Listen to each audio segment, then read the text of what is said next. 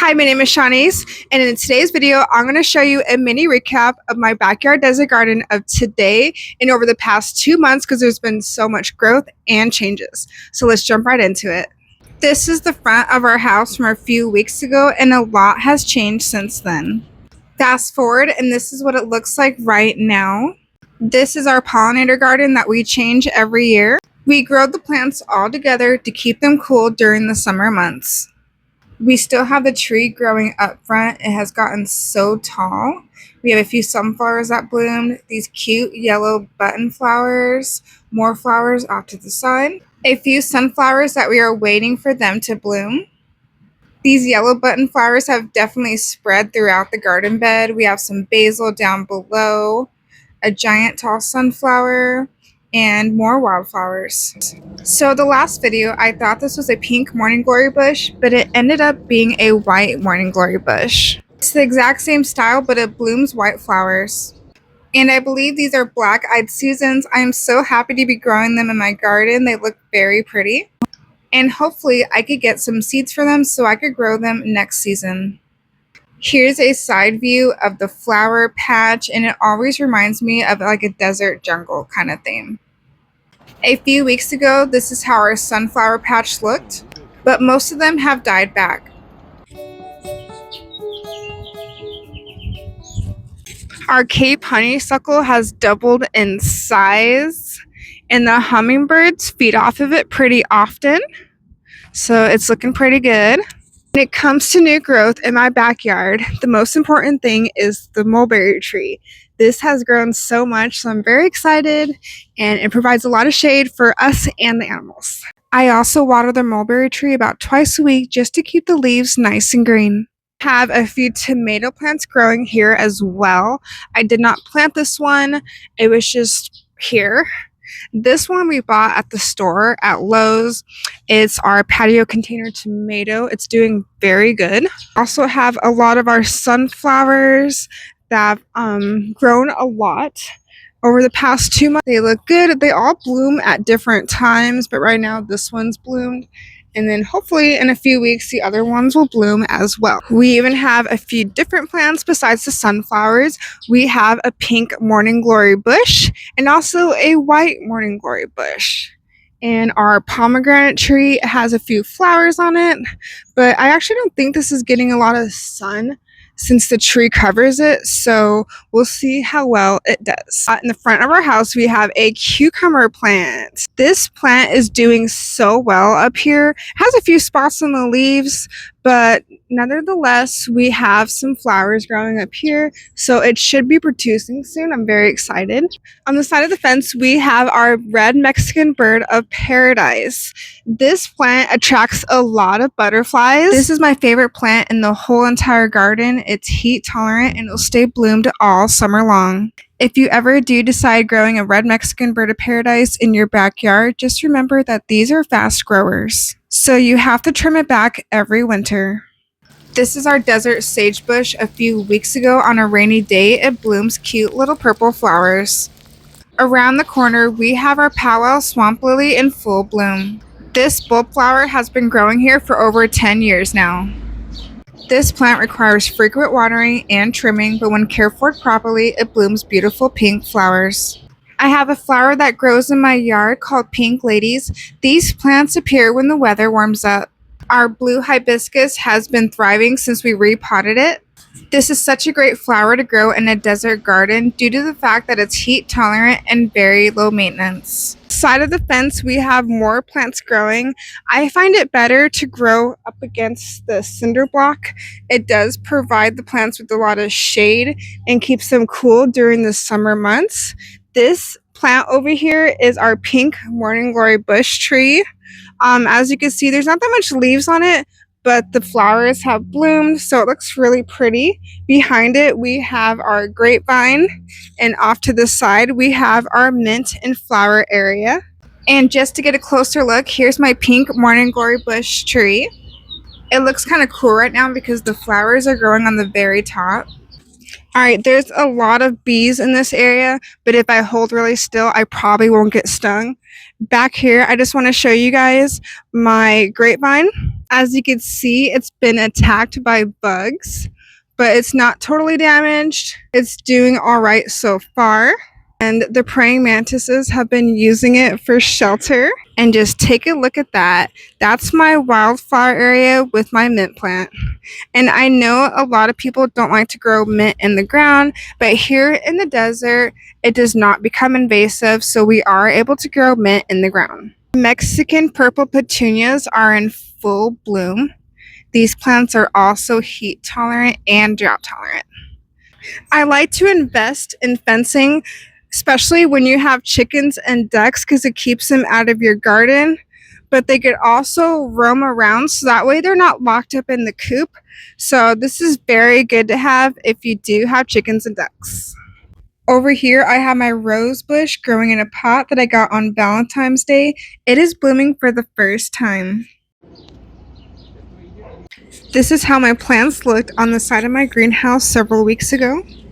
The flower patch is standing tall, and all my herbs and vegetables are very small during this stage of development. As you can see over here, my wildflower patch is dying back, as it should, because that's just the cycle of wildflowers.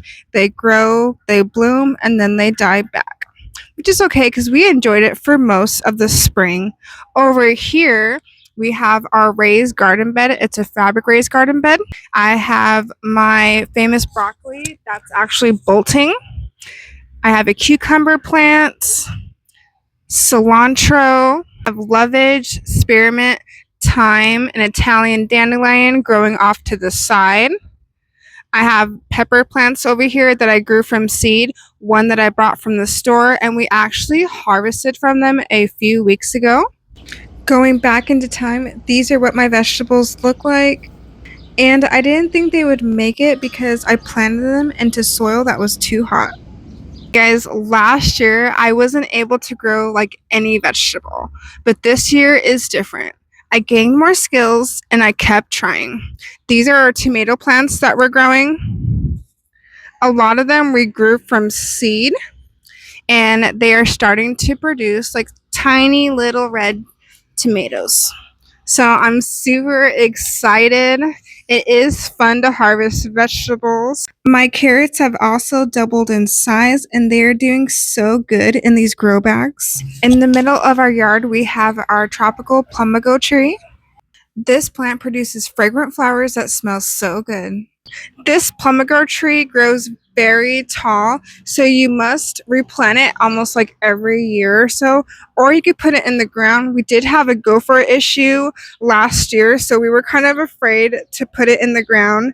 But as you can see, it's doing very well in a bigger pot, and it's producing flowers. Oh, and they smell so amazing. We have 2 raspberries in pots that we are growing for the first time. Some of the leaves are yellow, but they have a lot of new growth, more so on the top. I think I might be overwatering it, so I'm going to cut back a little and see how it does.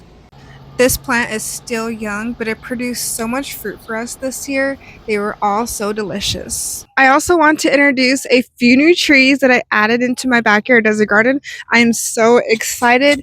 This is an apricot tree. Let me see the tag over here. This is a Prunus Americana Patterson's apricot tree. So I'm very excited. It's still in the original pot. We do need to transplant it into a bigger pot soon, or possibly into the ground, but we're just trying to see how it does. It does have like one little apricot on it, so I'm very excited. Fruit trees, however, they do take a while to fully produce, so I'm just glad that we are getting it started, and hopefully in a few years we'll have a ton of apricot to harvest. Here's the apricot up close. It's so tiny and cute. Have another fruit tree that we added to our backyard desert garden. This is an almond tree.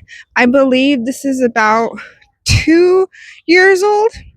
We did get it at our local nursery, so it should be about 2 years old, and hopefully it'll start producing fruit. Right now it doesn't have any fruit on it, but once it gets established in a few years, it'll start producing. Grew a lot of sunflowers this year. I believe we have about like 15 sunflowers here. So I'm just really excited because it helps the beneficial insects and it provides shade in the garden. Sunflowers are so fun and easy to grow, but eventually they will die back. But when they die back, you can use them for compost, which will be really good because I'm actually extending out my compost area. The sunflowers also attracted a lot of moth caterpillars. We didn't have too many this year, but I'm happy that they didn't eat my other plants. If you want, you can save the seeds from the sunflower heads, but sunflowers provide food for the wildlife. In the way back in my backyard, I have this area where I'm actually growing, I believe it's pumpkin or gourds or maybe a cross between the two, but this is the area where I bury my organic matter, which is basically like the food scraps, eggshells, and things like that. So it's doing very well, and I'm super excited. I'll definitely be making more changes in the future. I'll probably cut out this lantana plant so that way I can make more room. But yes, everything is going as planned and it's doing good. This plant is thriving from the mulch pile that I started. Last year, I wasn't able to grow any type of gourd or squash. But since I started composting, I was able to grow them this year. And you could really tell the difference. This was about a month ago. And there's so many flowers on this vine. This area of my garden, I have a raised cinder block garden bed. I filled it up with compost, but unfortunately the compost was a little hot, so a lot of things didn't make it. I do still have a few vegetables. I believe I have some cucumber right here. I have some garlic and onion. So that's all doing well. I even have some sage growing in the back and some carrots. And then I have some beets over here. Like I said earlier, I'm not really a homesteader. I just love growing plants. My borage plant has doubled in size, which is pretty crazy. There's some lettuce underneath it over here. I think it's bolting, but yeah. Borage and lettuce grow really good together. This is our pomegranate tree that we planted last year. It finally grew back from being dormant. It's producing a few flowers, but I don't think that we're going to get fruit this year. I might have to add some more nutrients to it, but we will see. Although we have a lot of heat tolerant plants, we put up 8 shade screens throughout the garden. This is going to protect the plants and provide shade so that way nothing gets burnt. This is my wild native flower area, and it has grown so much since December. The desert willow tree has grown back. Hollyhocks are now going to produce some seeds for us in these little pods. You can harvest the seeds when the pods turn yellow and the seeds are black. This was our desert native garden a month ago. We have our pink morning glory bush. In the middle, we have our beautiful hollyhocks. Right next to that, we have our red Mexican birded paradise. Down below, we have basil, Mexican purple petunias, more hollyhocks, and our desert willow tree. Thank you so much for watching, and I hope you enjoyed the garden tour. Stay tuned for more desert garden videos.